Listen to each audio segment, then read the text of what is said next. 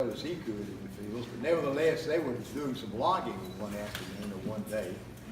And in this you had to understand, everything he did, he would make some type of gadget for it to make the job easy. He spent more time making gadgets than he did working. That's true. Anyway, he had made a drag line, I guess, for lack of a better word, where he could pull the logs out of the woods and also being able to load the truck with it. And he ran that thing off of a power takeoff off the back of his tractor. And he had this thing with a pump that he had hooked to a wagon, and it had a long shaft on it that he used. Anyway, for whatever reason, they were getting ready to drag some logs in, and he decided he stepped across the tractor. Okay. He always wore overalls, by the way. He never wore anything else other than that after he retired. We're laughing because we know where this is going. So. Anyway, he stepped over and didn't quite make it. Anyway, that power takeoff, that shaft caught his drive shaft, caught his pants, his overalls, and began to wind up on that thing. And he's hollering, naturally, because he's got a hold of something else. And Mother was not the type of a person that was really good in emergencies. She was just running around the tractor hollering. You know, he was hollering her to stop the tractor. Nevertheless, it got to the point to where the only thing he had left on his body was his galluses of his overalls. And he finally, I guess it choked the tractor down. I don't know what happened exactly to that particular point. But anyway, it tore his gonads completely out. He goes and he looks and he reaches down and he picks one up and he looks at it and he said, I think I'm pretty near Rurnt. So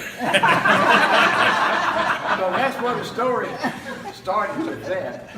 Nevertheless, if you notice there's a picture of a tractor on the back.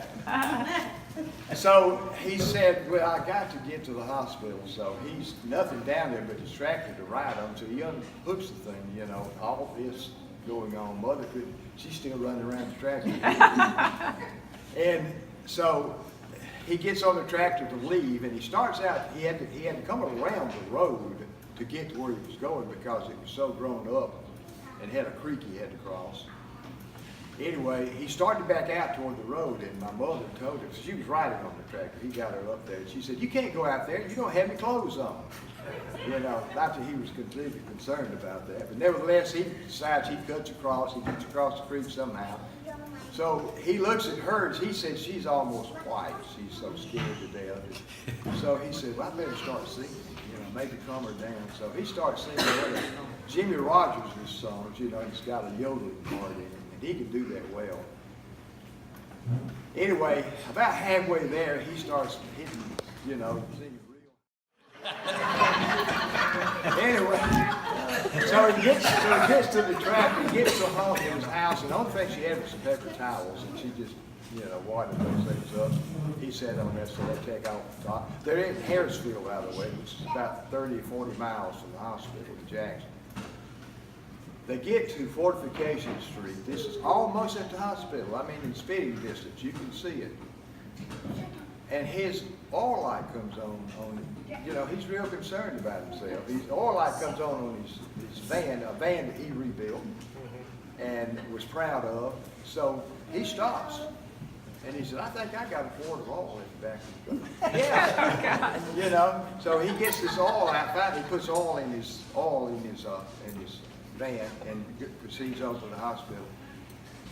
And Suzanne Head's in this too, by the way. I guess you know that, I'm sorry, Barbara. Anyway, he gets to the point to where he gets in the hospital and they, of course, obvious what's going on. And he's laying on the gurney and he looks up at the nurse. They do the preparation, get ready to do the operation. And he says, I tell you what, if you have to take them, I wish you'd put them in a fruit jar. I'd like to look at them. And the nurse thinks he's crazy. And he said, oh, by the way, too, I've got scrotum. I would like to have that and make a corn purse out of it.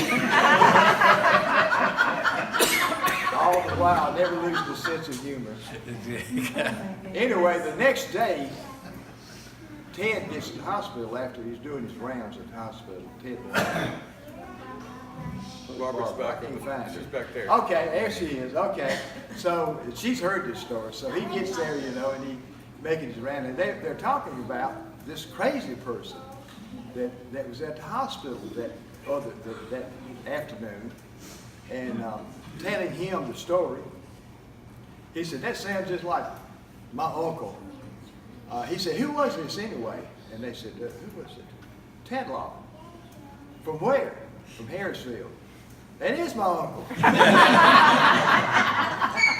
Anyway, this is actually this is where all this comes from, and this is typical. This is typical of this Tadlock family. I mean, nothing unusual about this to us. But most people think we're crazy. It's our sense of humor, I guess. I guess evidently, obviously. But anyway, Steve's written a song about this. He's written a song